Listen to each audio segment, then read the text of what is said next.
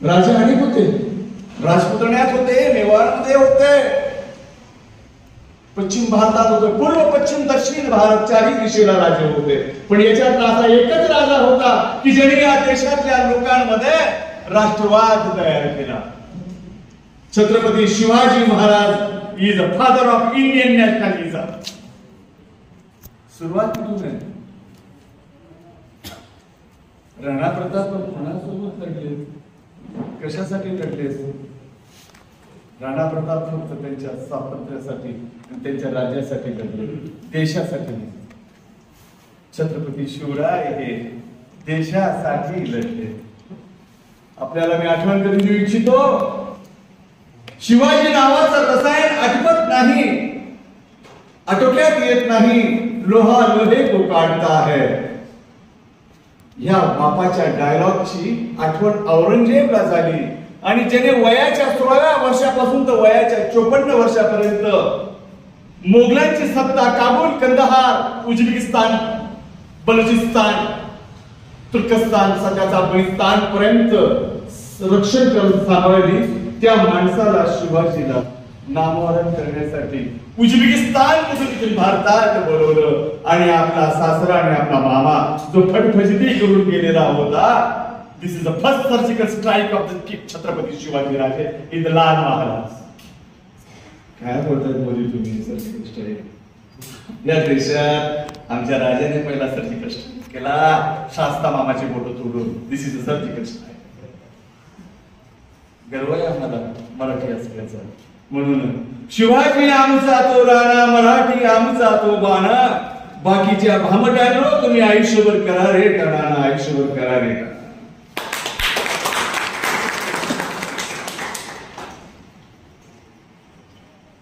शिवजयंती, शिवजन्म होय काही एका अचानक घटना नाही तो. या राजांचा जन्म होण्याच्या आधी एका पोवाडाकाराने फार सुंदर रचना केली आहे.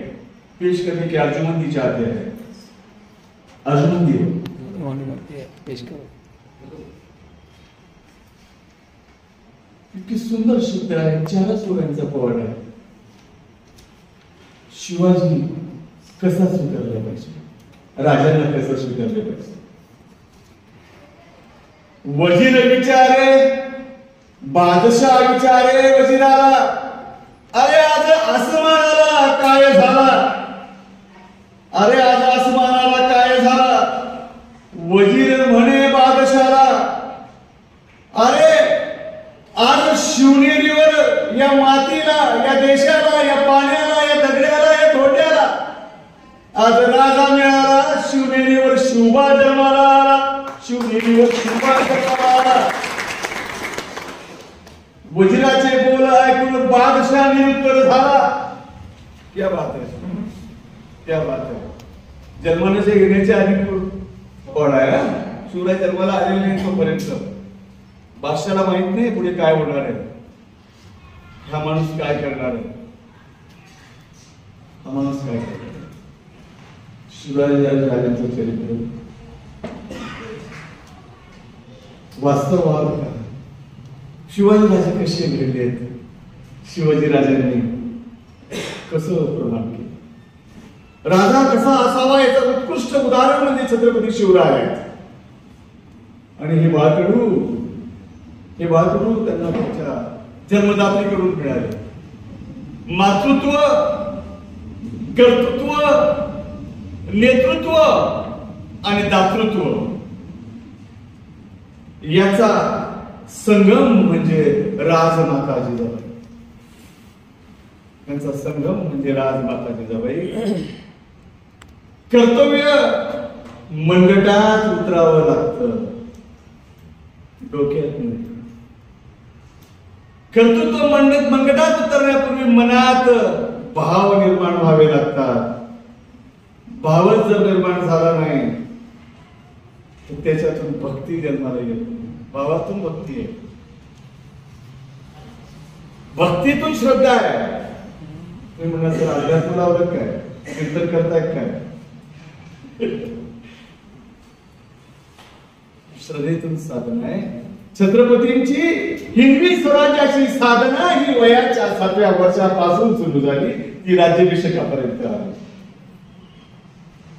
कर्तृत्व, नेतृत्व आणि दातृत्व आणि हे सर्व गुण त्या मातृत्वामध्ये जिने शिवाजी राजा जन्माला घातला.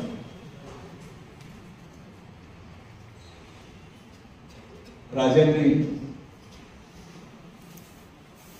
मराठ्यांचा हा गौरवशाली इतिहासाची पानं लिहित असताना वैभवशाली पराक्रमशाली इतिहासाची पानं विकृतांनी चुकीची लिहिली. आणि मराठ्यांचा इतिहास म्हणजे काय? अरे तुम्ही कुठल्या आधाराने मराठ्यांचा इतिहास मांडताय? 288 राजांमध्ये इंग्रजांनी किती राज्यकर्त्यांची कागदपत्रांना इथे स्पर्श केला? विचारलं पाहिजे. जा छत्रपतींवर लिखाण करणाऱ्यांना, बोलणाऱ्यांना, व्याख्यान देणाऱ्यांना जा विचारा. इंग्रजांनी ते सत्ता स्थापन केली तेव्हा 288 राजे होते. 288 राजांमधून फक्त 2च राज्यकर्त्यांची कागदपत्र या देशातून त्यांनी नेली, नष्ट केली. पुरावे सर्व बंकिमहॅम पॅलेस मध्ये लंडनला ठेवून दिली. वाई का? त्यात पहिला राजा होता मालोजी राजांपासून तर शाहू महाराजांपर्यंत एकही दस्तावेज त्यांनी भारतात ठेवला नाही, सगळा लंडनला घेऊन गेला. आणि दुसरा राजा होता महाराजा रणजित सिंह, 18व्या शतकातला पंजाबचा राजा.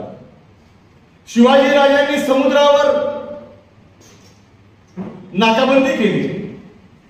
परकीय येतात कुठून? जलमार्गाने येतात आणि भूमार्ग 2च मार्ग होते ना, विमानाचा आकाश मार्ग नव्हता तेव्हा. राजांनी जलमार्गाची नाकेबंदी केली. हो येस, मक्का आणि मदिन्याला जाणारा मुस्लिम सुद्धा कर घेऊन जात होता. Yes yes yes. समुद्राच्या सीमा मर्यादित केल्या आणि भूमार्गाच्या सीमा 18व्या शतकात छत्रपती शिवरायांपासून आदर्श घेऊन महाराजा रणजित सिंगने केल्या. हे अलीकडचे काही लोक भाषणामध्ये मोठा राणा भेंडवी थाटात बोलतात. अखंड भारत हमारा सपना है. वाह,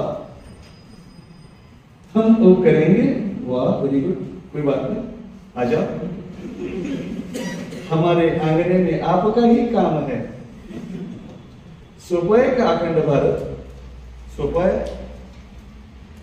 सांगतात 1947 ला त्या काँग्रेस पक्षामध्ये गांधींमुळे पाकिस्तानचा बंटवारा झाला. अरे नुसता पाकिस्तान काय बोंबा मारतात? इंग्रजांनी काय नुसता पाकिस्तान काढला काय भारतातून? इंग्रजांनी 9 देश भारतातून बाजूला केले. शेवटचा पाकिस्तान आहे, शेवटचा पाकिस्तान. अखंड भारत, अखंड भारत कुठून आले ते? मिर्झा राजा जयसिंग. तुम्ही हयात वयात गेले त्यावेळेस वयाच्या 16व्या वर्षी तिकडे गेले. आणि जेव्हा औरंगजेबाने परत बोलवलं तेव्हा त्यांचं वय 54 होतं. राजांमध्ये त्यांच्या वयामध्ये 35 वर्षाचं अंतर होतं. 55 युद्ध केलेले होते, एकही युद्ध पराजित झालेले नव्हते. आशिया खंडातील त्यावेळेस ते उत्कृष्ट सेनानी म्हणून त्यांचा नाव लौकिक होता. कुणाचा? मिर्झा राजा जयसिंगचा. लोहा लोहे को काटता है, त्या उक्तीप्रमाणे शिवाजी राजांवर पाठवलेला प्रत्येक सरदार हा फटफटीती पाहून येतो. आपला महान मामा 2च मोठं शिल्लक राहिली होती. सांगेल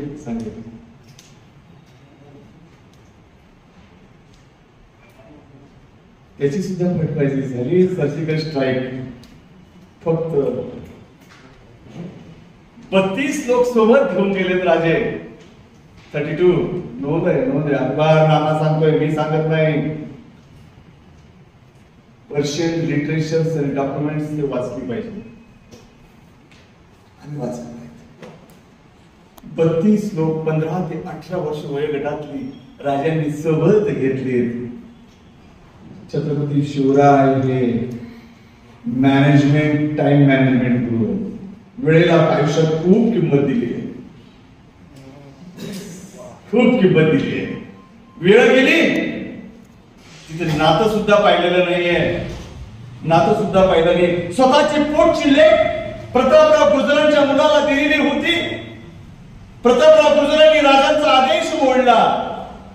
बहलोल खानाला पाणी पाजलं आणि प्रतापराव गुर्जरांना पहिल्या सेनापतींना राजांनी विचारलं, आपण छत्रपती आहात का, आपण राजे आहात का, राजांचा आदेश का मोडला, गणिमास पाणी का दिले. यायला प्रश्न.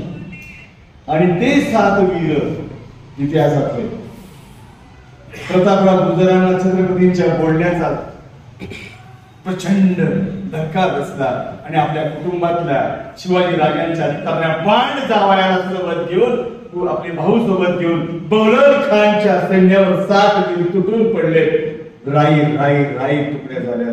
शिवरायांनी वेळेला किंमत दिली, खूप वेळेला किंमत दिली. व्याही मुलगी विधवा झाली त्याचं दुःख नाही केलं त्यांनी, वेळेला किंमत दिली. शाहिस्तेखानावर हल्ला करत असताना लाल महाल आणि पुणे शहराचा कप्पानी चप्पा माहिती होता. 32 लोकांना सोबत घेतलं. घोड्यांना आवाज येऊ नये म्हणून पायांना कपडे बांधलेत, फडके बांधलेत. रात्रीच्या काळात आवाज मध्यान्हापर्यंत जातो, सुगावा लागू नये. आणि अजगरासारखी शांत रोजाचा उपवास सोडून पडलेल्या औरंगजेबाच्या शाहिस्तेखानाच्या 90,000 सैन्यातनं हे 32 लोक जात आहेत. धाडस, कर्तृत्व, नेतृत्व. मित्रांनो, प्रत्येक मोहिमेत राजे नेतृत्व करत आहेत. तुम लढो हम कपडे संभालते नाहीये. पहिले राजे आहे, मागे सैन्य. आता नेता मागे, आपण पुढे, झेंडा धरायचा.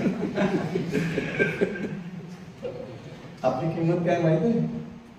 नेत्याचा फडफडणारा झेंडा फडकवण्यासाठी आपण त्याला उंच आस्त धरत बसतो. अमुक अमुक आगे बढो.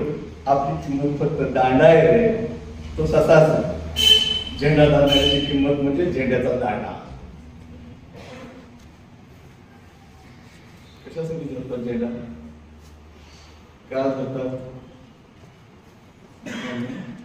32 लोक तिथे गेले आणि वेळेवर तिथे शाहिस्तेखानाची शोधाशोध सुरू झाली. आणि त्या पेटलेल्या सोन्याच्या दिव्यांमध्ये मंद मंद प्रकाशात शोधाशोध जेव्हा सुरू झाली, खानाचा जनानखाना गडबडीत जागा झाला आणि लक्षात आलं शत्रूचं आगमन झालं. आणि खिडकीतनं बाहेर पडण्याच्या वेळ शाहिस्तेखानाने साधली आणि राजे बाहेरच होते. 7 तलवारीचा वार पडला. बोट तुटलीत. खान मध्ये राहिला.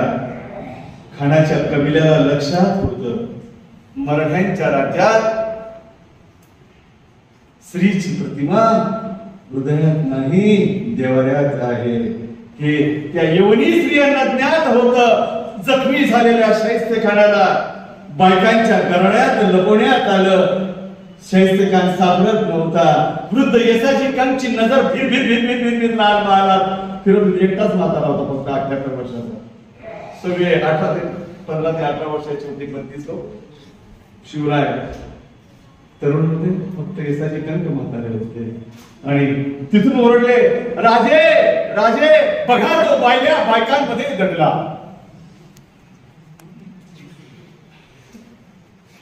सोडून दिलं, कारण स्त्रियांची प्रतिमा देवाऱ्यात होती.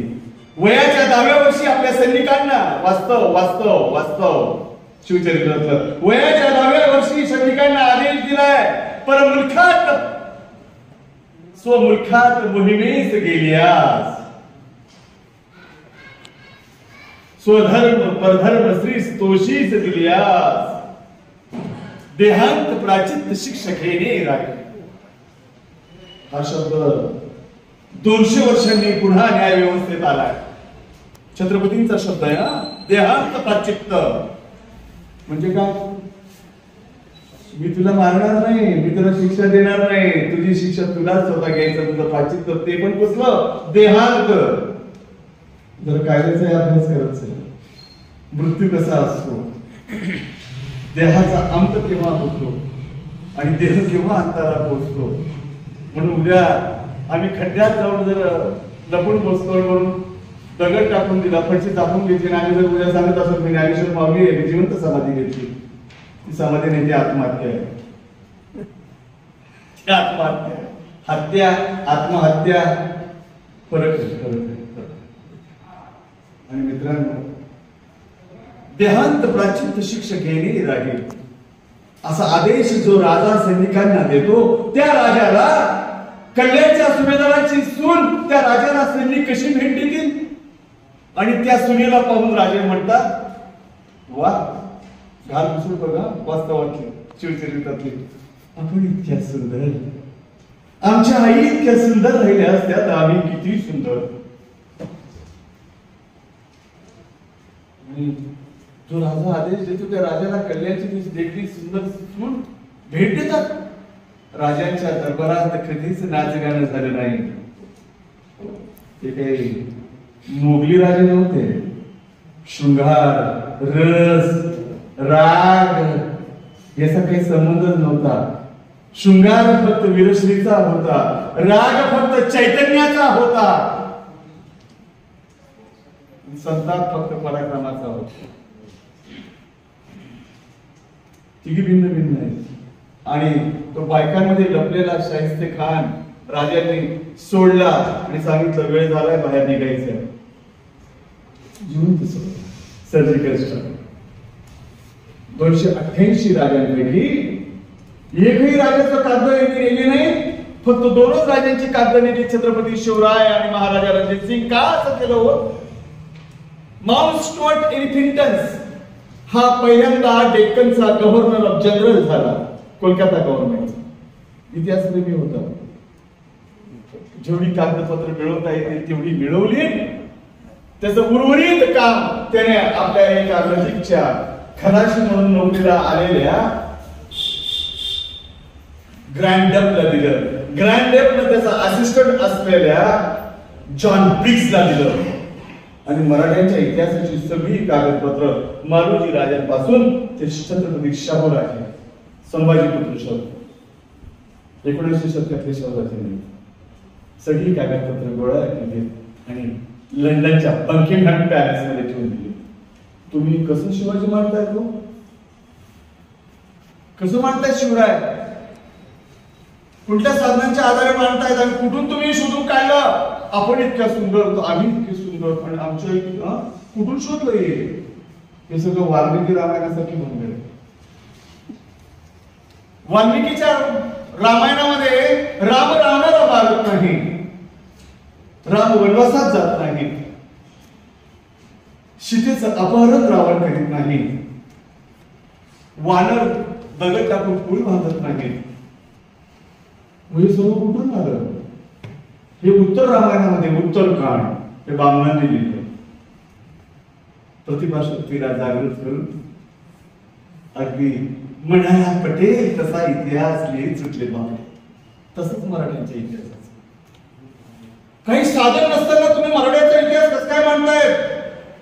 अरे छत्रपती कसे दिसतात, काळे का गोरे का पांढरे हे सुद्धा आम्हाला माहित नव्हतं. आज महाराष्ट्र शासन जे फोटो छत्रपतींचा प्रकाशित करतं, हा फोटो कोणी काढला? हे स्केच कोणी काढलं? कधी कोणी काढलं? छत्रपतींनी सुरत का लुटली? पैशांसाठी? मुळीच नाही. छत्रपतींचं राज्य कालही गरीब नव्हतं. राज्याभिषेक झाला तेव्हाही गरीब नव्हतं. छत्रपतींनी राज्याभिषेक सोहळ्याला 20 लाख लोकांना निमंत्रण दिले देशभरात. तातडीचं गाव राजगडावर एवढे लोक मावणार नाही म्हणून पाचोड नावाचं गाव खाली बसवण्यात आलं. 500 वाडे बांधण्यात आले. एका वाड्यामध्ये 200 माणसं राहतील अशी सुविधा करण्यात आली. आणि राजा किल्ल्यावर राहतो असं आरोप लागू नये म्हणून आपल्या जन्मदात्रीला पाचोडच्या गावात ठेवलं. वाचलंय ना?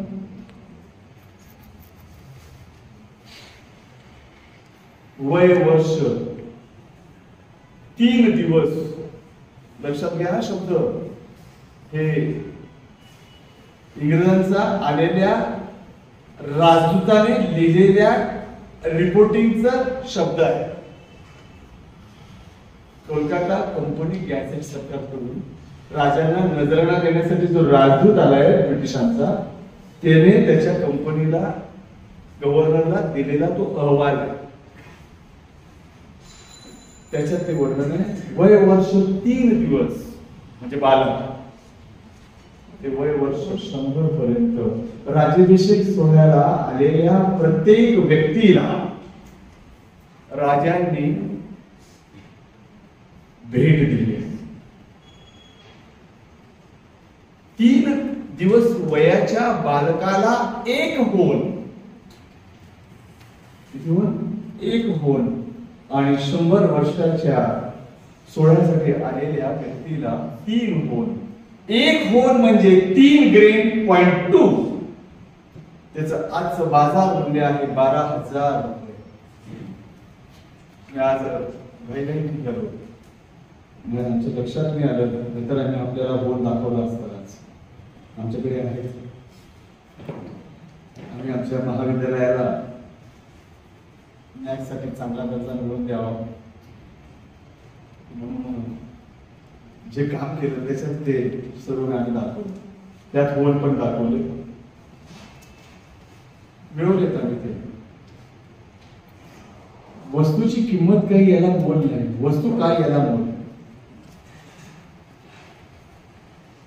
सगळं दाखवलं. त्यात होल पण दाखवलं. म्हणजे काय, this is the first currency of the Indian nationalism. This is whole. उत्तरांचलचा मुख्यमंत्री असलेल्या धामीचा सत्कार होता नॅट कमिटीचा चेअरमन महेंद्रसिंग धामीचा. What talk about you? Yes, my speech is correct. This is the first currency of the Indian nationalism. This currency's name is Hona.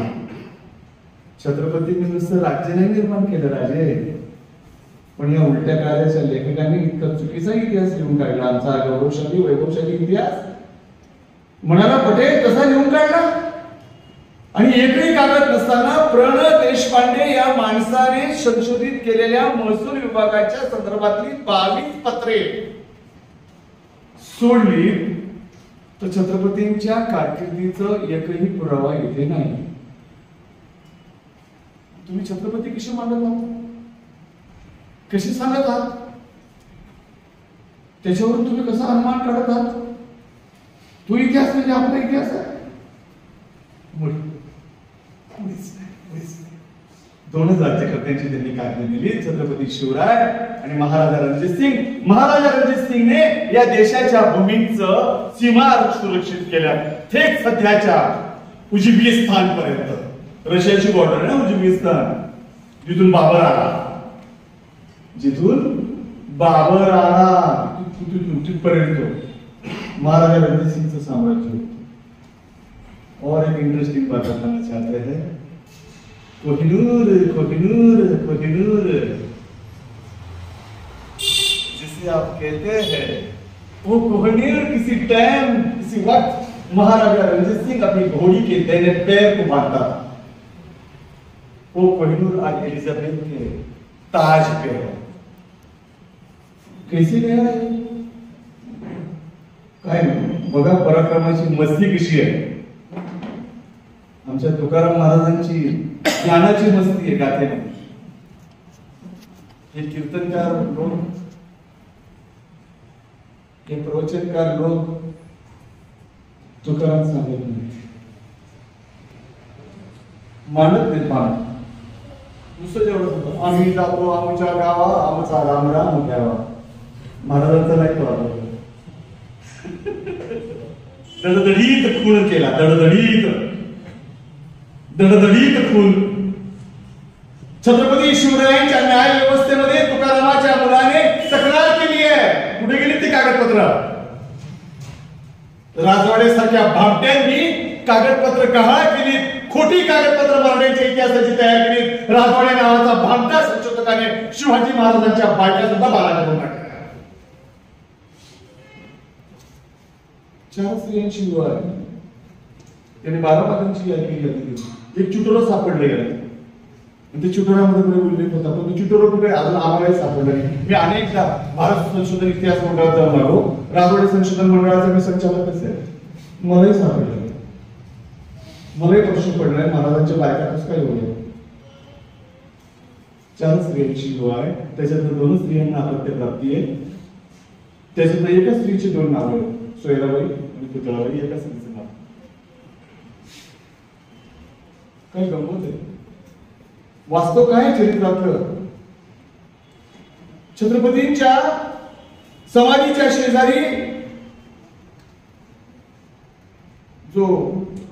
जी समाधी आहे, काय तो जाऊ द्या, संताप येतो, संताप, चीड येते, चीड.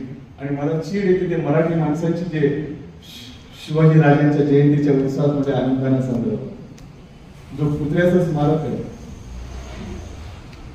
25 वर्षापूर्वी आम्ही ती समाधी शोधायला रायगडावर गेलो होतो विद्यार्थी दशेमध्ये. ती समाधी सईबाई साहेबांची आहे. सईबाईच्या साहेबांच्या समाधीवर त्याच्या बाजूला काही अंतरावर पुतळाबाई साहेब उर्फ सोयराबाई साहेबांची समाधी आहे. आणि पुढे छत्रपती शिवरायांची समाधी आहे. रायगडावर भोसलेंच्या कुटुंबातील फक्त 3 लोकांचा मृत्यू झाला. पहिला सईबाई साहेबांचा, दुसरा छत्रपती शिवाजी राजांचा, तिसरा ज्यांनी संभाजी राजांचं रायगडावर आगमन झाल्यानंतर स्वतःहून त्या सती गेल्या.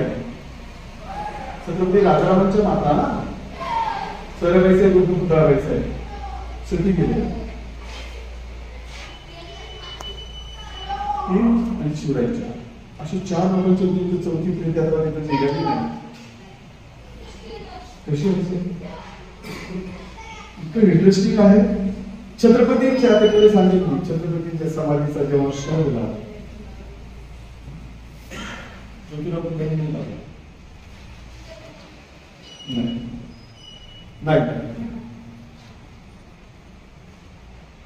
मला आज फक्त शिवजयंती उत्सव आणि छत्रपतींची जन्मतारीख, वास्तव थोडं सांगतोय, जास्त बोलत नाही. थोडे विषय सांगितले जात आहेत. पण खरं तर आज बोलायचं होतं फक्त शिवजयंती आणि जन्मतिथी आणि आज दादोजी कोंडदेव. 2 पात्र आहेत, दादोजी कोंडदेव आणि दादोजी गोचिवडे.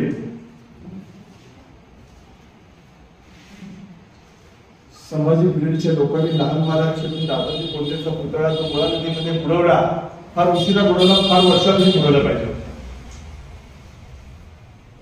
असा उलट्या काळाचा इतिहास सुरू काढला. हा दादोजी कोंडदेव याचा छत्रपतींकडे काही एक संबंध नाही. हा विजापूरच्या आदिलशाह बादशाचा नोकर होता. हा शेवटपर्यंत विजापूरच्या बादशाचा नोकरच राहिला. कोंढाणा किल्ला याने जिवंत असेपर्यंत शिवाजी महाराजांना जिंकू दिला नाही दादोजी कोंडदेव. शेवटी शिवाजी राजांनी यांना 1645 मध्ये कैद केलं आणि कैदेत टाकल्यानंतर यांचे डोळे काढले दादोजी कोंडदेवच्या. आणि डोळे काढल्यानंतर त्याला शिक्षा दिली, त्याच्यात ते मरण पावले. आणि त्याच्यानंतर कोंढाणा किल्ला शिवाजी राजांनी ताब्यात घेतला. दादोजी गोचिवडे आणि दादोजी कोंडदेव नावात फरक आहे, कर्तृत्वात फरक आहे, कार्यात फरक आहे. आणि शहाजी राजांनी यांची नेमणूक केव्हा केली? शिवाजी राजे 1639 मध्ये पुण्यात दाखल झाले. तत्पूर्वी हा 1630 मध्ये आदिलशाह बादशाहचा पत्रातला खुलासा आहे की ह्या वर्षाचा महसूल मुकदमा कसा आला नाही. हा स्वतःहून सगळा महसूल आदिलशाह बादशाहच्या खजिन्यात घेऊन टाकत असे.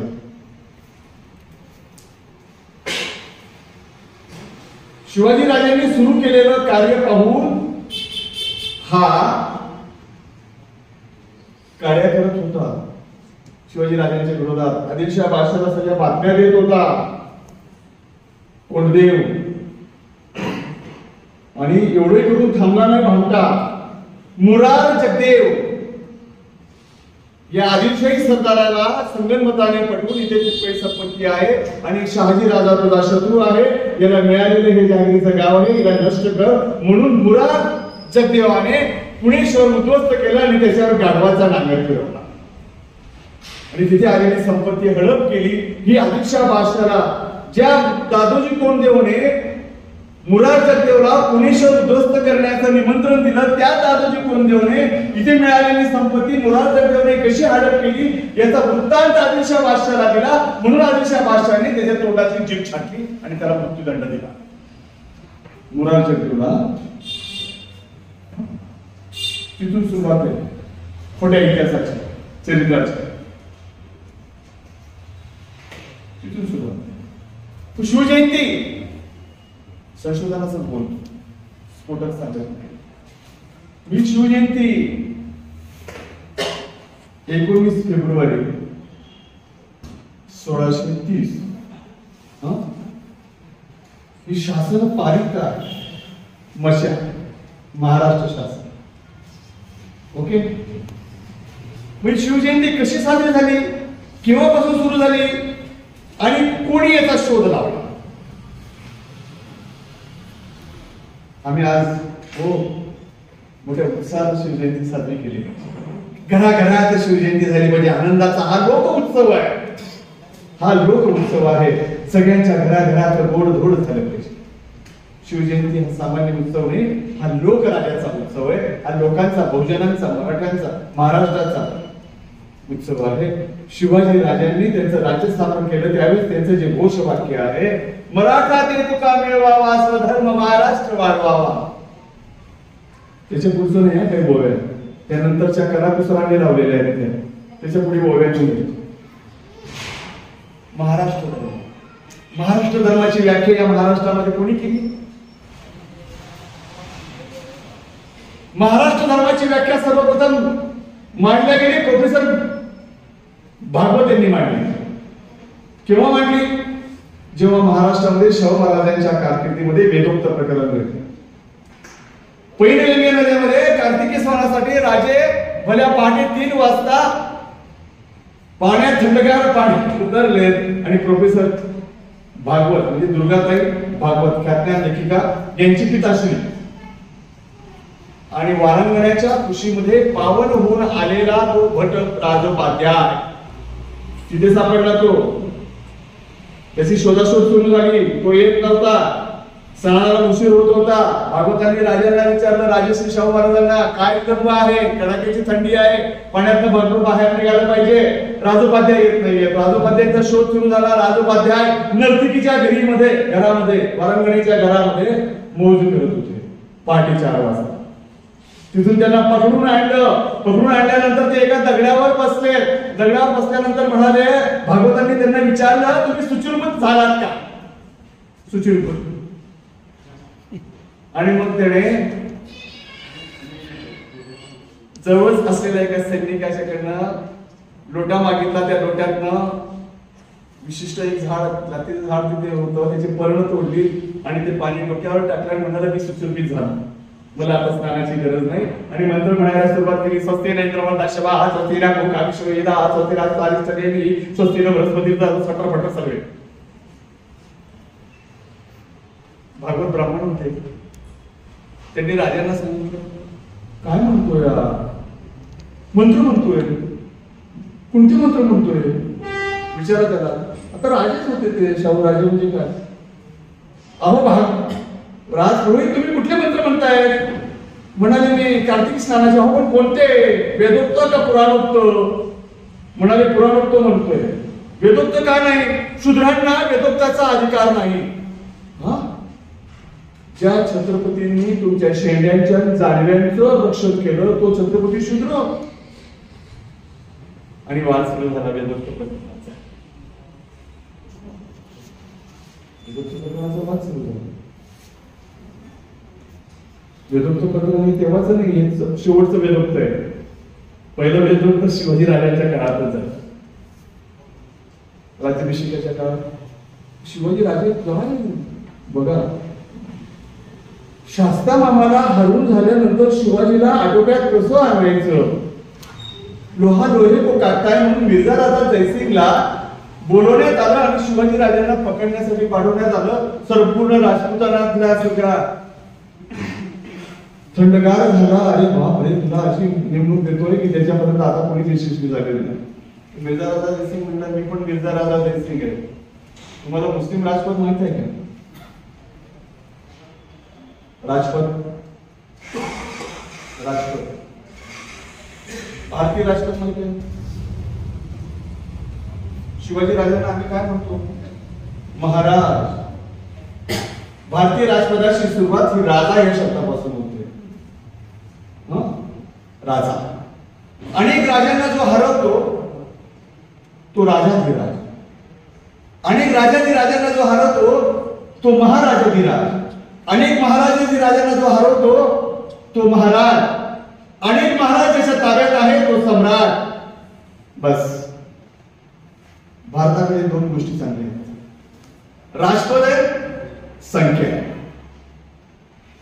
राजपद आहे, संख्या आहे. हो, मी सांगतो.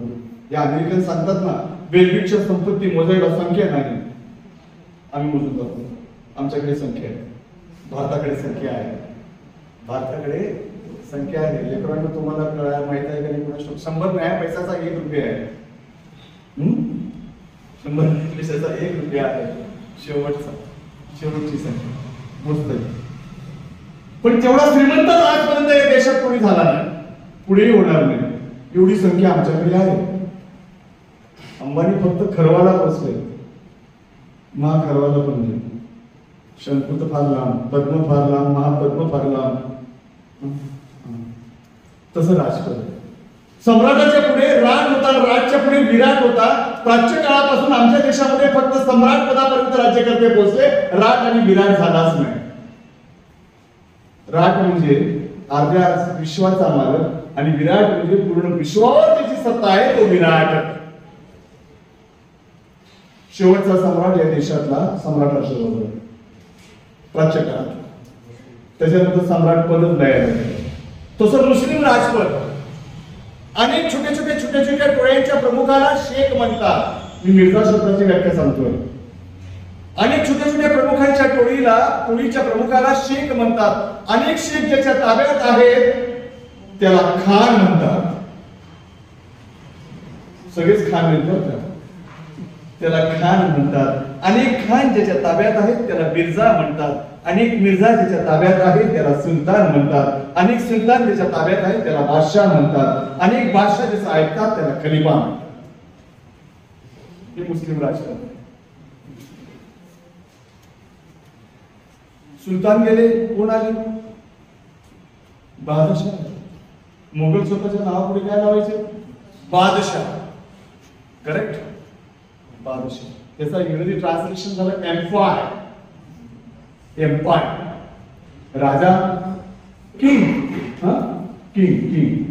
बरं, राजपदाचा शब्द. तर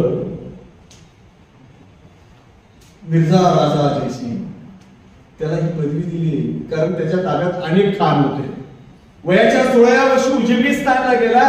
काबूल, कंदहार सगळ्या भागात त्याने मोगलांची सत्ता चालली. शिवाजी राजांचं पानिपत करायला आला.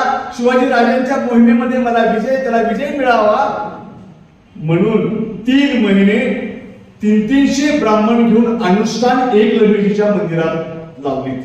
शिवाजी राजांना त्या मोहिमेत विजय मिळावा म्हणून. कोणी? मिर्झा राजा जसे आणि या अनुष्ठानाचा प्रमुख होता गागाभट्ट. खानदेश मधला तो भामटा नाशिकचा. जातीने वाईट टाकलं म्हणून पैठणला आहे.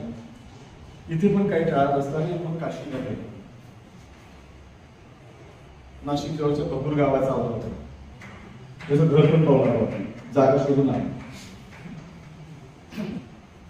मी 2 लोकांच्या जागा शोधल्या. एक अण्णाजी दत्तची शोधली मसमतला जाऊन आणि या भांडीची पण शोधली मागच्या महिन्यात बघवलं जाऊन. हा कुठे? महाराष्ट्र.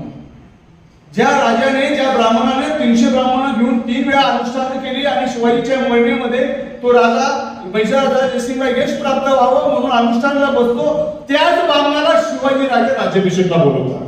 वा, ग्रेट. वा, भरपूर दक्षिणा देतात. बरोबर. शिवाजी इज अ मॅनेजमेंट चरित्र आहे. काय वेळेचं आणि काळाचं भान ठेवलंय राजाने. जो पराभवासाठी अनुष्ठानला बसतो, एकलिंगी महादेवाचं मंदिर, त्याच गागाभट्टाला राज्याभिषेक सोहळ्याला आणलं आणि त्याच्याकडनं राज्याभिषेक हिंदू पदपाल शहा क्षत्रिय कुलावं तसं आणि पदवी घेतली छत्रपती.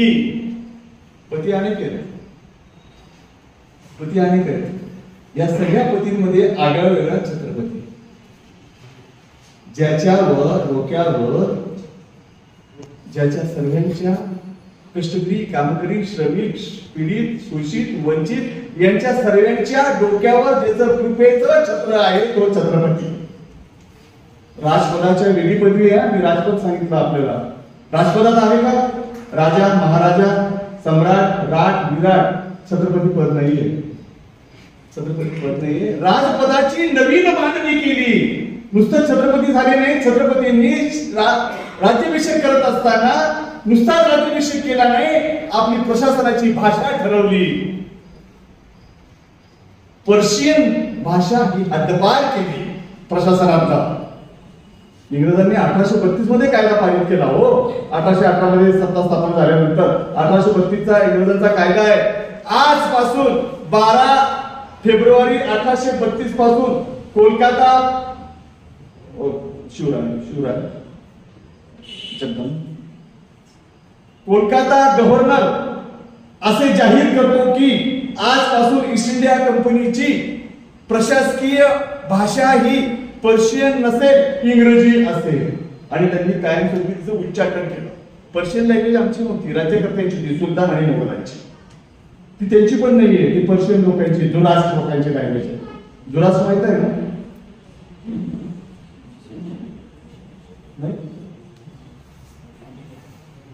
मोहम्मद पैगंबर साहेबांनी इसवी सन 630 मध्ये मुस्लिम धर्म स्थापन केल्यानंतर मुस्लिम धर्माच्या प्रसारासाठी 3 शब्द सांगितले.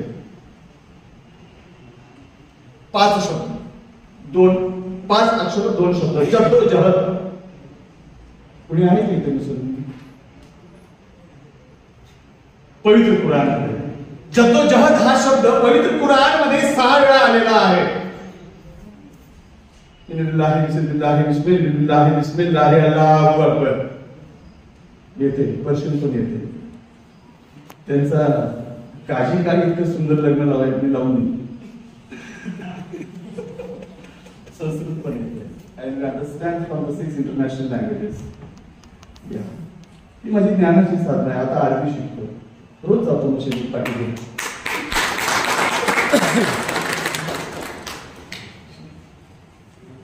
पढ़ाई के लिए कोई उम्र नहीं होती और ज्ञान मिळवण्यासाठी काही आयुष्याची गरज नाही, मरणीपर्यंत मिळवलं पाहिजे. क्योंकि नॉलेज किसी की जागीर नहीं है. Knowledge is not pass important, knowledge is a power. Doctor Babasaheb आंबेडकरांनी सांगून टाकले, नॉलेज इज अ पॉवर. तुमच्याजवळ ज्ञान असेल तर तुम्ही काही करू शकता, आणि तुमच्याजवळ नसेल तर काही उपयोगाचं नाही. ज्ञान महत् विद्या, विद्या महत्. राज्याभिषेक करून वा काय गंमत आहे, काय गंमत. तो मिर्झा राजा जयसिंगशी जेव्हा पुरंदरचा तह झाला आणि छत्रपती शिवराय जेव्हा त्यांना भेटले, आता जरांगी पाटलांना मी बोललो, मी एकदा भेटायला गेलो, त्यांना म्हणालो, अहो तुमच्या याच्यातनं बोला, तुम्हाला हे सरकारचा पुरावा मागत असेल ना, मराठ्यांच्या आरक्षणासाठी कुणबी असल्याच्या शब्दाची नोंद जर पाहिजे असेल ना, हा पुरावा द्या, बोला. पुरंदरच्या तहाच्या वेळेस मिर्झा राजा जयसिंगांनी शिवाजी राजांना सांगितलं की मी या इतक्या वर्षाचा आहे आणि इतक्या लढाया केल्यात आणि मी आशिया खंडाचा एक उत्कृष्ट सेनानी आहे. शिवाजी राजांनी अकबारनामा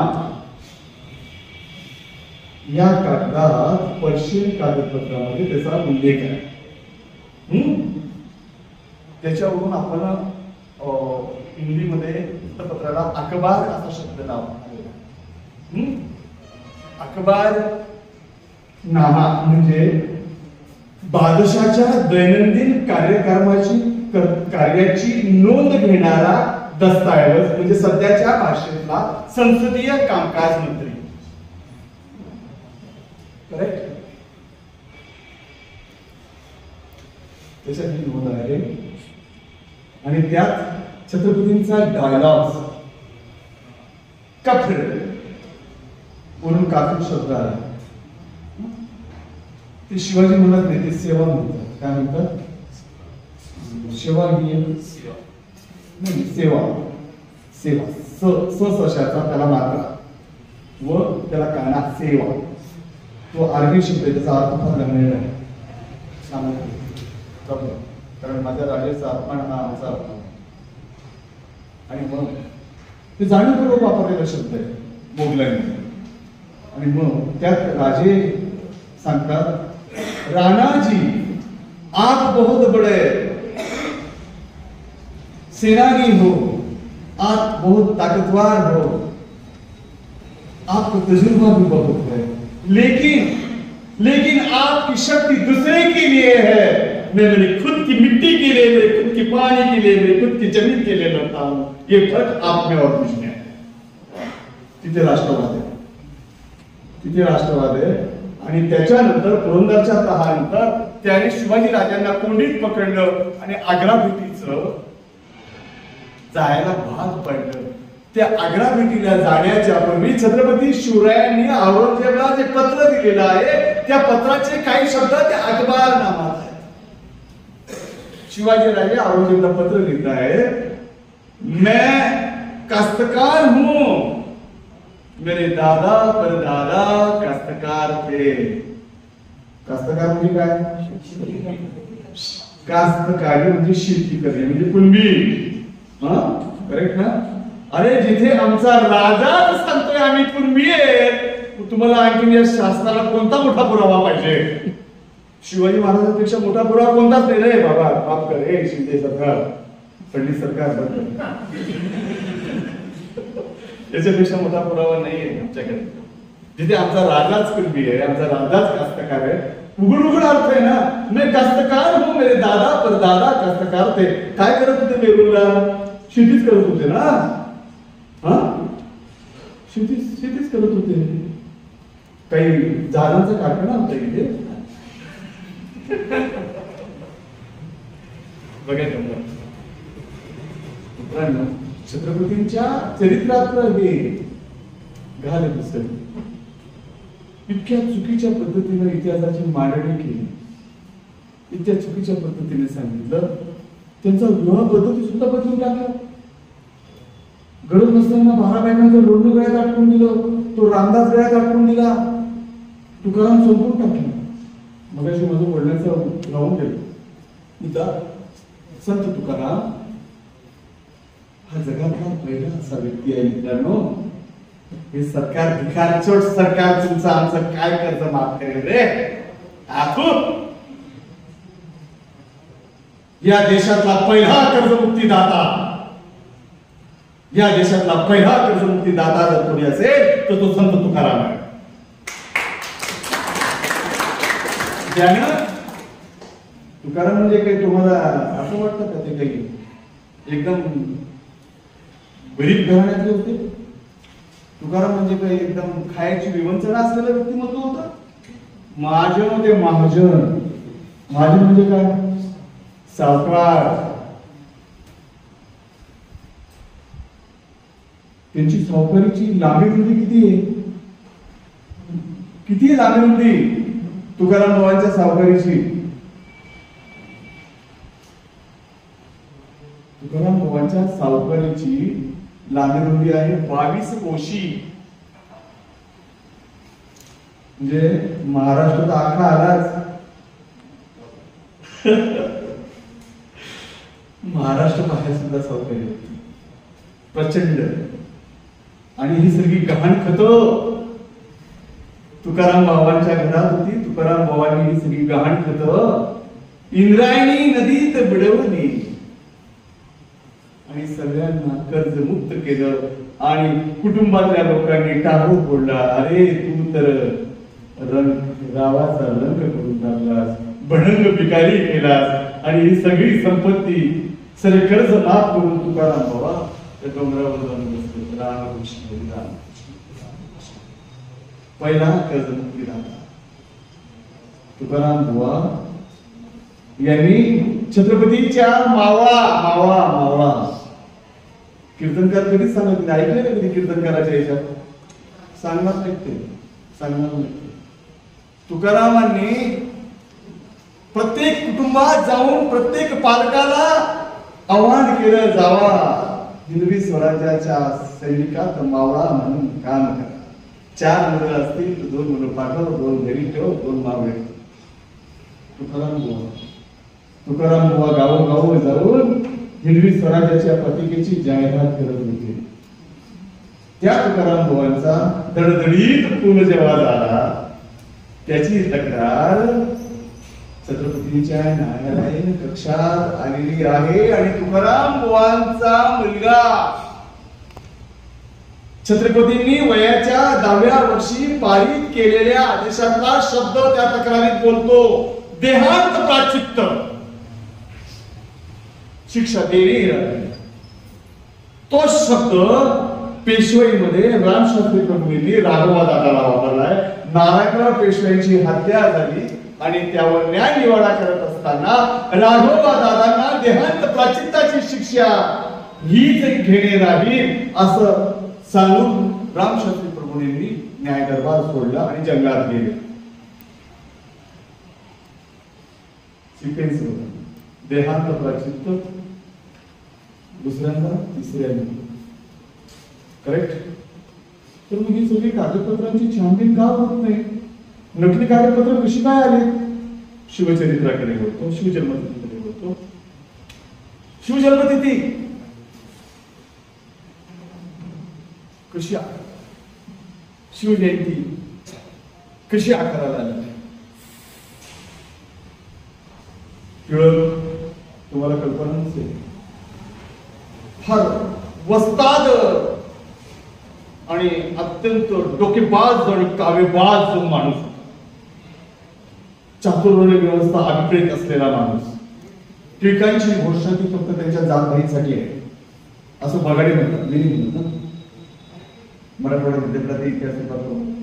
स्वराज्य माझा जन्मसिद्ध हक्क आहे आणि तो मी मिळवणार आहे, पेशवेसाठी त्यांचे सेंटेन्स. कारण आधुनिकच्या सर्वेमध्ये त्यांचं विधान आहे 1917 साली, कुणब्याला संसदेत जाऊन काय नांगर धरायचं आहे काय? शिंप्याला जंतर चालवायचं आहे काय? सोनाराला काय का राजू करायचं आहे काय? टिळकांचे शब्द आहेत, माझे नाही ना. दिनबंधू वृत्तपत्रात मी जशीच तशी आहे. मग संसदेत कोणी जायचं? फक्त तुम्ही. आम्ही काय करायचं? झेंडा धरायचा, दांडा बनवून. मित्रांनो, टिळकांनी शिवजयंती उत्सव नाही साजरा केला,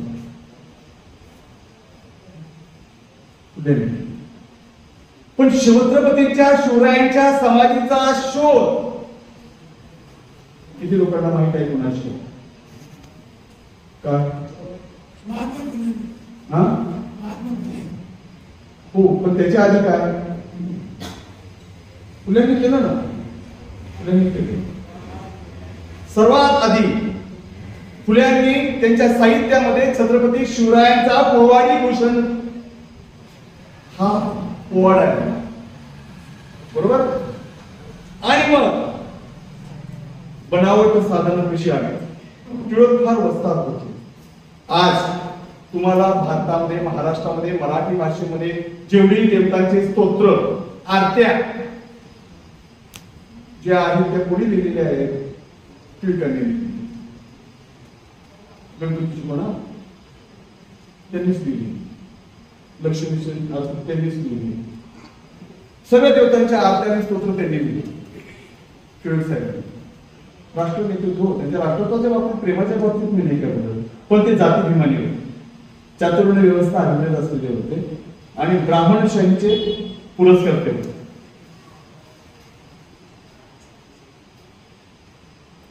पोवाडी भूषण हा पोवाडा लिहिल्यानंतर फुल्यांना त्या काळामध्ये इतिहासाचं, फुले हे इतिहासकार आहेत, फुले हे इतिहासकार आहेत, डॉक्टर बाबासाहेब आंबेडकर सुद्धा इतिहासकारच आहेत.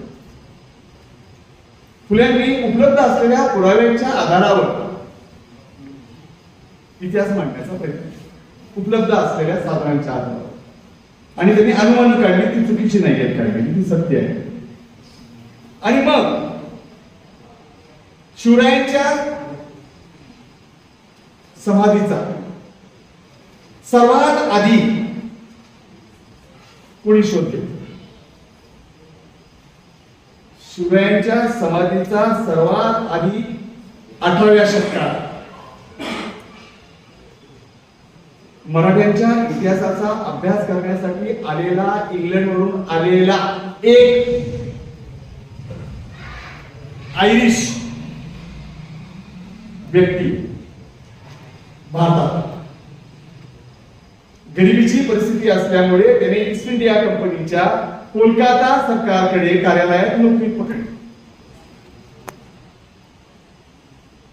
आणि तो आयरिश आहे, 6 देशहून इंग्लंड झालाय. त्याचा ग्रेट ब्रिटन आहे. मला जगाच्या नकाशामध्ये तुम्ही इंग्लंड दाखवा, मी 1 लाख रुपये देईन. ग्रेट ब्रिटनचा आहे इंग्लंड. आयरिश भारतातल्या तरुणांना इंग्रजांच्या, ब्रिटिशांच्या विरोधामध्ये वैचारिक लढा देण्याची तयारी करण्यासाठी आलेला ॲलन हुम सुद्धा आयरिशच आहे. ॲनिबेझंट आयरिशच आहे. लोकसंख्या बदल तो आजचा मुद्दा नाही, कधी काही अगोदर सांगितलं तुम्हाला. बाबासाहेब आंबेडकरांनी डोक्याला हात लावून बसलेल्या नेहरूंना सांगितलं होतं 1948 जेव्हा दंगे सुरू झालेत ना, पाकिस्तानचा बंटवारा सुरू झाल्यानंतर, गांधी आल्यानंतर, बाबासाहेब आंबेडकरांनी त्यावेळेस ते एक्झाम्पल दिले. स्वातंत्र्य भारताला सुखाचा संसार जर करायचा असेल तर लोकसंख्या बदल केली पाहिजे, तर भारत सुखाचा संसार करू शकेल. कारण भारतात काही ठिकाणी प्रजा मुसलमान, राजा हिंदू, काही ठिकाणी राजा हिंदू, प्रजा मुसलमान. निजाम मुसलमान, हारिशी हिंदू, प्रजा मुसलमान, इकडे प्रजा लोकसंख्या बदल. ही लोकसंख्या बदलण्याचा प्रयोग ब्रिटिशांनी 12व्या शतकात केला. तुमच्या आमच्या डोकी बसलेली जी इंग्रजी भाषा आहे ती कुणाची भाषा होती? कष्टकरी, कामकरी, श्रमकरी, शोषित, पीडित, वंचित या लोकांची इस्टेट फोर्ड. इस्टेट याला शब्द आहे, estate Ford. First estate, second estate, third estate, fourth estate. Estate म्हणजे मालमत्ता कुणाची? राजा आणि राणीची. कोण? तुम्ही आम्ही. फोर्थ इस्टेट लोकांची भाषा होती. 12व्या शतकामध्ये इंग्लंडचं, ब्रिटनचं, ग्रेट ब्रिटनचं एकीकरण जेव्हा सुरू झालं, हे सगळे 6 देश एकत्र आणण्यात आले. स्कॉटिश, ब्रिटिश, जसा आर्य आणि अनार्य हा प्रदीर्घ काळ चाललेला संघर्ष आहे, तसा स्कॉटिश आणि ब्रिटिश हा 1200 वर्ष चाललेला संघर्ष. त्यांची स्कॉटिश लँग्वेज आहे, त्यांची आयरिश लँग्वेज आहे, ब्रिटिशांची ब्रिटिश आहे. आणि मग 12व्या शतकामध्ये या सर्व लोकांनी एकत्रकरण घेऊन राणीच्या पुढे, व्हिक्टोरियाच्या पुढे सांगितलं की राष्ट्रभाषा, राजभाषा ही इंग्रजी राहिली तरच आम्ही ब्रिटनमध्ये येऊ. आणि 12व्या शतकात चार्ल्स दी ग्रेट याने तिला राजभाषा म्हणून मानली. तेव्हापासून इंग्रजी ही राष्ट्रभाषा. ओके. मग तो आयरिश इथे भारतात आला. उदरनिर्वाहाचं साधन नव्हतं म्हणून त्याने ईस्ट इंडिया कंपनीकडे नोकरी धारण केली आणि त्या आयरिशने मग तो तिथे अधिकारी झाला, महसूल अधिकारी. त्या अधिकाऱ्याचं नाव होतं जेम्स डग्लस. त्याचा मूळ उद्देश काय होता भारतात यायचा? मराठ्यांचा इतिहास पाहणे.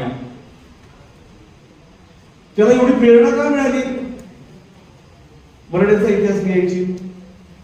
बकिंगहॅम पॅलेस, उंब्रा पॅलेस, तिथे त्याचा बाप सफाई कामगार होता आणि तिथे मराठ्यांच्या इतिहासाचे, साधनांचे अनेक पुरावे तिथे ठेवण्यात आलेले होते. वाघनका पण येतात तिथे. आता कुठला तरी मंत्री म्हणाला होता वाघनका आणतो. काही दिवसापूर्वी एक म्हणाला होता भावाने तलवार आणतो, मध्येच एक कुठला तरी पागल खासदार सांगतो कोल्हूर आणतो. झटके पडतात या राजकारण्यांना या देशात. प्रत्येकाला वय काय आहे, वय वय आहे का नाही? आपल्याला मला वय आहे, ठराविक वयानंतर आम्हाला मृत्यू आहे. मग आमच्या शरीरातले जे अवयव आहेत आम्ही मेल्यानंतर ते सगळे मृत होत नाहीत. वैद्यकीय शास्त्र, चिकित्सा शास्त्र असं सांगतं, शरीर चिकित्सा शास्त्र सगळ्यात शेवटी 30व्या वर्षावी माणूस मरण पावल्यानंतर सगळ्यात शेवटी शरीर चिकित्सा शास्त्राचा आधार घेतला तर सगळ्यात शेवटी माणसाचं हाड नष्ट होतं 30व्या वर्षी. वय आहे. अफजल खानाला शिवरायांनी जेव्हा मारलं ते वर्ष 2024. प्रत्येकाला वय, प्राण्याला पण वय, माणसाला वय. वाघाचं आयुष्य फक्त 20 वर्ष आहे.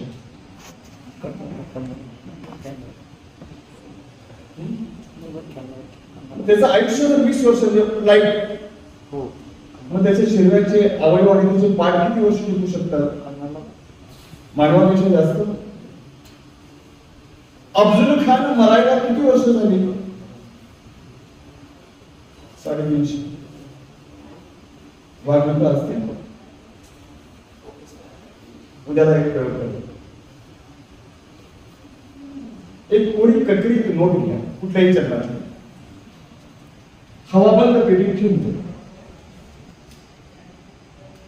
वय वय 15 वर्षांनी ती पेटी उघडा आणि तुम्ही ठेवलेली नोट काढा. आपोआप तिला घ्यायचे काय आहे? वय 2000ची नोट, 500ची नोट. नेहमीपणे जमा झाले. तुम्ही आधीच फक्त रॅलीमध्ये होतो, श्रीमंत नव्हते रॅली.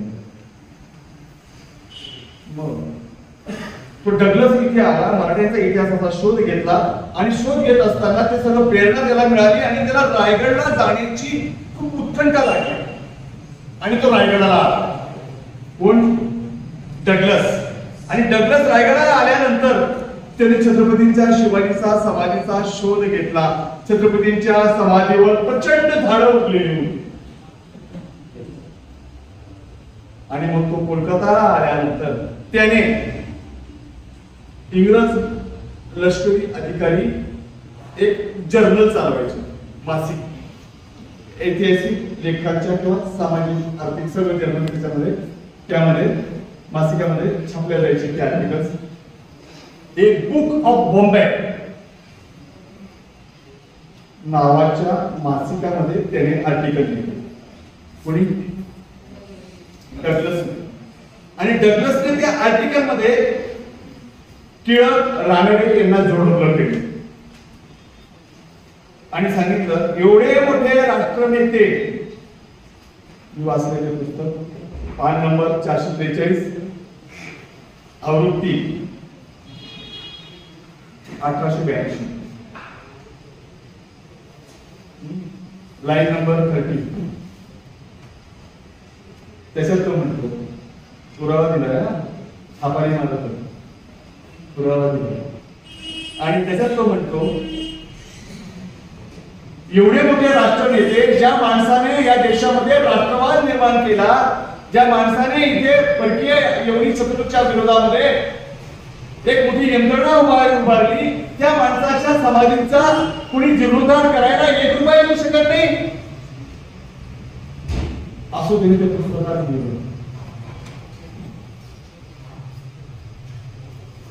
महाराष्ट्रात चर्चा सुरू झाली, बातमी ठिकाणपर्यंत आली, फुल्यांपर्यंत आली. फुल्यांना जशी मुंबई, जेव्हा त्यांना महात्मा नावाची पदवी मुंबईच्या गिरणी कामगारांनी दिली, फुल्यांना पदवी दिली ना महात्मा, टिळकांनी दिली, पुढे लोकमान्य पदवी दिली. आणि त्यांना पुढे त्यांच्या भक्तांनी लावलेली पदवी दिली. त्याच्या तांबोळीची पुढारी लोकमान्य, ही त्यांच्या भक्तगणांनी दिलेली पदवी आहे. फुल्यांना पदवी दिली लोकांनी. कुणी दिली? गिरणी कामगारांनी दिली आणि फुले मुंबईला गिरणी कामगारांनी महात्मा पत्नी जेव्हा त्यांना दिली त्यावेळेस फुले तिथे गेलेत. मग तिथे एका जिज्ञासू वृत्तीच्या माणसाने फुल्यांना या पुस्तकाची नोंद दिली की असा डग्लस या पुस्तकात असं म्हणतो. फुल्यांनी एक क्षण पण गमावला नाही. दुसऱ्या दिवशी फुले पुण्यात आले. लागलीच रायगडाचा रस्ता धरला. छत्रपतींच्या समाधीचा शोध घेतला. पाचोड गावावरून आणि बामण आला आणि त्यांनी फुल्यांना सांगितलं त्या शूद्र राजाची समाधी का साफ करतोय. याची नोंद दिनबंधू वृत्तपत्रात आहे.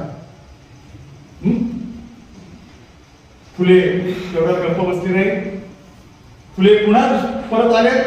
दुसऱ्या दिवशी आपला पूर्ण ताफा घेऊन रायगडावर मित्रदेवारांचा कार्यकर्त्यांचा आणि छत्रपतींच्या समाधीवरची सगळी झाडं झुडपं साफ केली, स्वच्छ केली. छत्रपतींची समाधी दिसायला लागली. सईबाई साहेबांची समाधी स्वच्छ केली. सोराबाई साहेबांची समाधी स्वच्छ केली आणि या समाधीचा जीर्णोद्धारासाठी आता पैसा पण उभा. ही सर्व बातमी आदरणीय बंडोपंत टिळकांना लागली आणि आदरणीय बंडोपंत टिळक हिंमत नाही झाली फुल्यांच्या विरोधात करण्याची. तेव्हा त्यावेळेस बहुजन समाजाचं नेतृत्व फुल्यांकडे आलेलं होतं. फुले खूप लौकिक प्राप्त व्यक्तिमत्व झालेले होते आणि 1885 मध्ये फुल्यांनी पहिली शिवजयंती रायगडावर साजरी केली. तदनंतर फुल्यांचं निधन 1890 मध्ये झालं. त्याच्या 5 वर्षानंतर लोकमान्य टिळक रायगडावर गेले पण जाताना नाना फडणीसाचा नाना वाड्यातनं तैलचित्राने हाताने काढलेला फोटो घेऊन आणि तिथे मग त्यांनी पहिली शिवजयंती साजरी आणि मग तो फोटो काढला ब्लॅक अँड व्हाईट चित्र.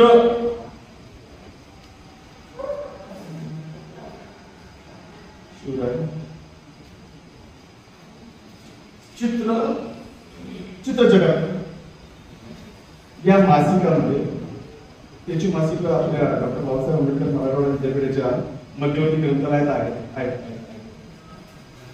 हैदराबादचा निजामाचा जो काय म्हणतात त्याला दिवाण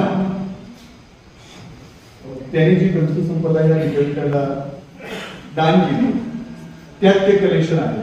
रेनबुक सेक्शनला मी बघायला 30 वर्षापूर्वी आपण पण पाहू शकतो. तो चित्रमय जगत या मासिकामध्ये तो फोटो आला 1896 साली आणि त्या फोटोमध्ये बारकाईने फोटो बघायचा. त्याच्यात खाली म्हटलेलं आहे उत्सव निमित्ताने काढलेलं छायाचित्र. जसं छापलं त्या मासिकवाल्याने. त्यामध्ये 13 लोक आहेत. 13 लोकांना 2च फक्त शेतकरी आहेत टोप्या घातलेले. वेशभूषावरून लगेच करतो हा माणूस कोण असेल. उर्वरित 11 सगळे ब्राह्मण आहेत. आणि मग तो फोटो आल्यानंतर टिळकांना त्या लेखनाचा परिणाम झाला. डब्ल्यूसून आपल्याला असं बोलतो आणि आपल्या नावानिशी उल्लेख करतो आणि मग टिळक त्या गोष्टीकडे वळाले ते क्रमप्राप्त होतं. परिणाम ज्योतिराव फुलेवर झाला, टिळकांवर नाही झाला.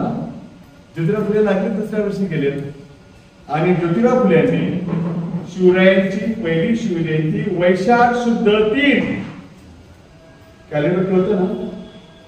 वैशाख शुद्ध 3 अक्षर तृतीया 8 एप्रिल 1627 शिवरायांची जन्मतिथी ठरली.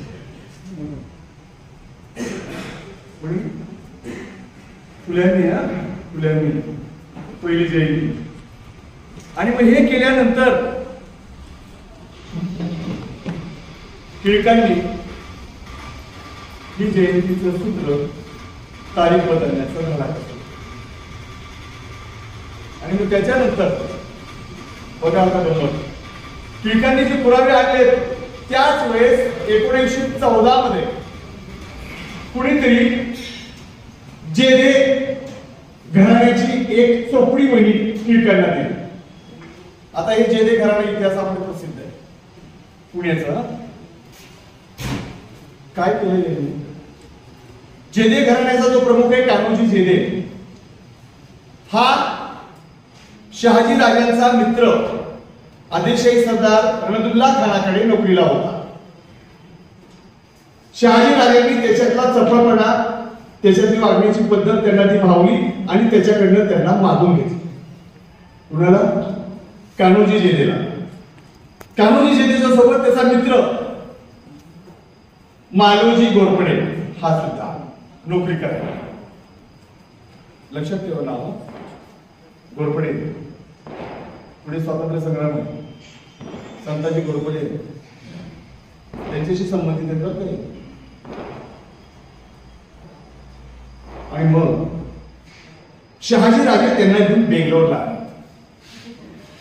बंगळूर. 1649 पर्यंत हे दोन्ही शहाजी राजांच्या सोबत राहिले आणि तदनंतर कान्होजी जेदेंचं निधन झालं. संभाजी महाराज छत्रपती झाले. कान्होजी जेदेंचे सुपुत्र सर्जेराव जेदे औरंगजेब महाराष्ट्रात मराठ्यांचं राज्य बुडवायला आल्यानंतर यांनी बादशाही कौलनामे आणि पोशाख घेतली आणि संभाजी राजांच्या विरोधात जेदे कुटुंब समजलं. ज्या कुटुंबाचा स्वतःचाच राहण्याचा ठिकाणा नाही ते कुटुंब शकावली कसं केली? बरं, भोसलेंचं नातं कोणत्या कुटुंबाविषयी आहे? जाधव शिर्केट राजा रत्नाकर निंबाळकर मोहिते गुर्जर प्रतापराव गुर्जर मुलगी दिली. पालकर मुलगी दिली आहे. यांच्याशी रक्त नातं आहे. या लोकांना शिवाजी राजे केव्हा जन्माला आले हे माहित नाही आणि जेदे करीना लिहितो शिवाजी राजे या तारखेला जन्माला आले. 1914 ला हे चोपडं टिळकांकडे आलं. टिळक त्याच वेळेस राजभवनाच्या ठिकाणामध्ये तुरुंगात गेले. तुरुंगातून फुल्यांनी सोडून आणल्यानंतर मग यांना ते चोपडं वाचायला यांनी एका ब्राह्मणाला दिलं. त्या ब्राह्मणाने त्याच्यामध्ये मस्तपैकी दुरुस्त्या केल्या आणि दुरुस्त्या केल्यानंतर कोष्टक काढलं. तोपर्यंत कुंडली नाही आहे. राजे कुठे जन्माला आले? शिवनेरी. राजांची सत्ता कुठे आहे? महाराष्ट्रात. ओके, मग राजांची जन्मपत्रिका कुठे सापडली पाहिजे?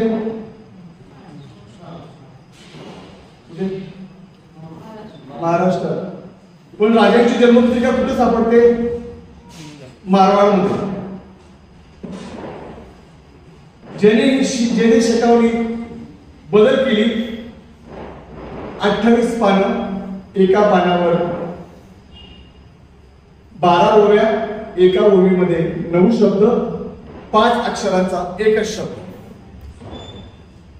आता सध्या तो जेदे करीना हा खोटारडा आहे. मूळ जेदे करीना गायब झाला टिळकवाड्यात गायकवाडवाड्यात. आणि तदनंतर हा जो करणारा उद्योगी होता या उद्योगीचा भाऊ टिळकांच्या सांगण्यावरून राजस्थानमध्ये गेला आणि राजस्थानमध्ये जाऊन याने शिवाजी राजांचं जन्मठिकाण शोधलं कुंडली. आणि कुंडली शोधल्यानंतर कुंडलीचा जो कागद सादर केला त्या कागदाला मान्यता म्हणून प्रसिद्ध इतिहासकार ज्यांना यशवंतराव चव्हाणांनी मराठ्यांचा इतिहास लिहिण्यासाठी 3 वेळा लंडनला पाठवलं. मस्तपैकी मोजमस्ती करून एक पान न लिहिता एक शब्द न लिहिता लंडनची हवा खाऊन परत आले. काहीच लिहिलं नाही. परत आले. त्या इतिहासकारांनी या कुंडलीला मान्यता दिली. कुंडलीच्या पहिल्या पानावर मिर्झा दादा जयसिंगचा चुलत भाऊ जयसिंह याची बायको गंगा कुंवर याची पत्रिका त्याच्यानंतर खालच्या पानावर गंगाबाईचा पोरगा अमरसिंह याची पत्रिका आणि त्याच्याखाली शिवाजी महाराजांची पत्रिका, जन्मकुंडली. जयसिंह शिवाजी महाराजांच्या मृत्यूनंतर 142 वर्षांनी जन्माला आले. गंगाबाई शिवाजी महाराजांच्या मृत्यूनंतर 167 वर्षांनी जन्माला आले. शिवाजी राजे 8 एप्रिल 1627. पत्रिका कुठून आली? म्हणजेच साधन तत्व, म्हणजेच साधन तत्व शिवचरित्रातले हे असले अनेक पुरावे नवसंशोधकांनी शोधून काढले पाहिजे, तरच आपल्याला शिवचरित्र कळणार आहे. नुसतीच जयंती उत्सव साजरा झाला पाहिजे, तो लोकोत्तर उत्सव आहे, पण तो साजरा करताना शिवराय कशी पाहिजे, शिवरायांनी काय सांगितलंय, शिवरायांनी काय सांगितलंय, खंबीरपणानं उभं राहा, प्रसंग पाहून लढ, प्रसंग बाका असेल तर 2 पावलं मागे घे, स्वतःचा जीव वाचव आणि नव्या उमेदीनं पुन्हा लढायला तयार हो, ही शिवजयंती सांगते. आमच्याकडे शिवराय कशी पाहिजे, शिवराय आणि शिवचरित्र, शिवराय कसे आत्मसात करायचे, आमची ओळख काय, शिवराय हीच आमची ओळख आहे, शिवराय हाच आमचा परिचय आहे, शिवराय हेच आमचं पवित्र दैवत आहे, शिवराय हेच आमचं ध्येय आहे, शिवराय हीच आपली सुरुवात आहे आणि शिवराय हाच आपला अंत आहे. तीच खरी शिवजयंती आहे.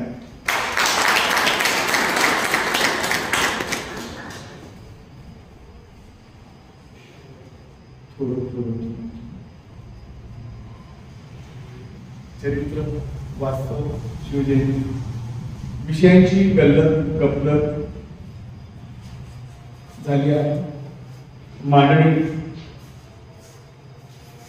सांगता येत नाही, चुकीची झाली असेल, तुम्हाला कदाचित आवडली नसेल, आवडायलाही नको, कारण एक सत्य आणि एक असत्य फरक.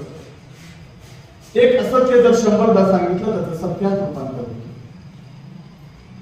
मराठ्यांच्या इतिहासात सत्य वगैरे आलंच पाहिजे, तोच खरा इतिहास जाणावा, अन्यथा तो इतिहास नाही. मित्रांनो, आपण मला चक्क 2 तास सहन केलं. तुमच्या सहनशक्तीची दाद दिली पाहिजे. शिवरायांच्या चरित्रातले काही वेचे मी आपल्यापुढे मांडले. शिवजयंतीतला बागलबुवा मी आपल्याला सांगितलं. शासनाचं सेंटेन्स सांगायचं राहून गेलं. शासनाने सुद्धा या तारखेला मान्यता दिलेली नाही. शासनाने गुळगुळीत शब्द वापरलेला आहे महाराष्ट्र शासनाने.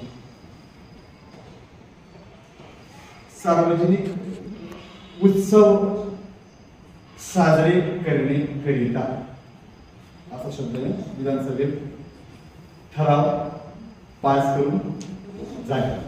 म्हणजे याचा अर्थ काय झाला? शासनाला ती तारीख व दिनांक मान्य नाही. परंतु मित्रांनो, वाद काही असू द्या, तारीख कुठली असू द्या, शिवराय या महाराष्ट्र देशात या भारत वर्षात जन्माला आले हेच पूर्ण सत्य आहे. आणि त्यांची जयंती घराघरात साजरी करणे हाच आपला संपूर्ण महाराष्ट्रातल्या तमाम जनतेचा महाराष्ट्र धर्म आहे. हाच आमचा महाराष्ट्र. मराठे पानिपताच्या युद्धामध्ये हरले, तो त्यांचा महाराष्ट्र धर्म होता. अफगाणिस्तानचा राजा अमरशा अब्दाली पानिपत जिंकून सुद्धा पराभूत झाला.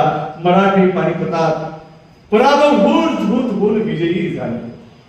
अब्दाली येथे राहिला नाही. हा मराठ्यांचा गौरवशाली, वैभवशाली, पराक्रमशाली, चिंतनशाली इतिहास आहे. आणि रमा रमात नसा नसात थेंबा थेंबात धमण्यात धमण्यात शिवराय प्रत्येकाच्या याच्यात आले पाहिजे.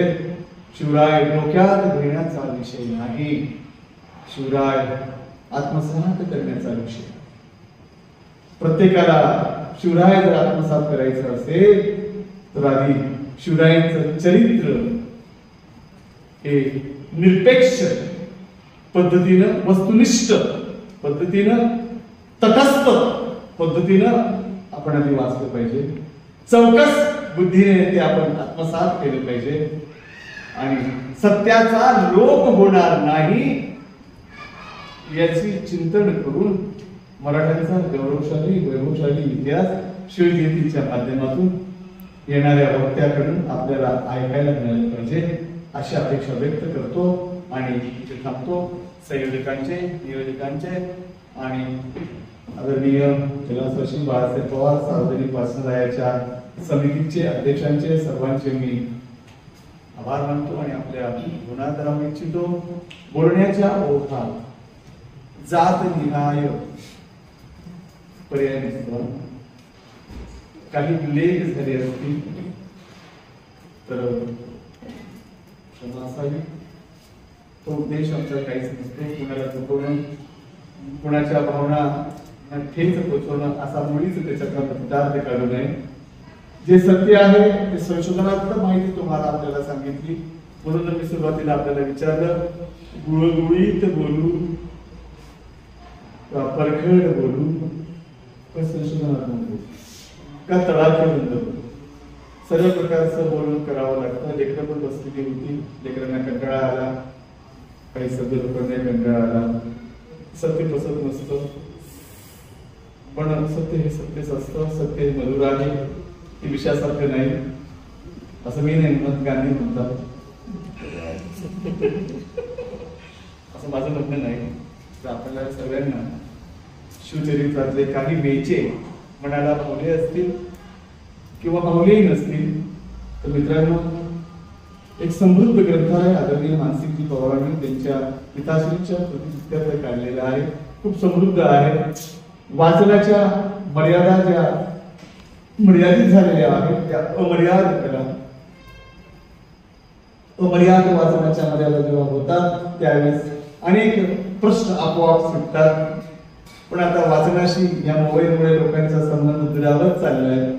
पण असू देत, ज्यांना सत्य जाणून घ्यायचं आहे त्यांना वाचण्याशिवाय पर्यायच नाही. प्रयत्न करा, नक्कीच चांगला इतिहास समोर येईल. सत्य सगळे बाहेर येतील आणि आपण सुद्धा त्या इतिहासाचे पुरावे व्हाल.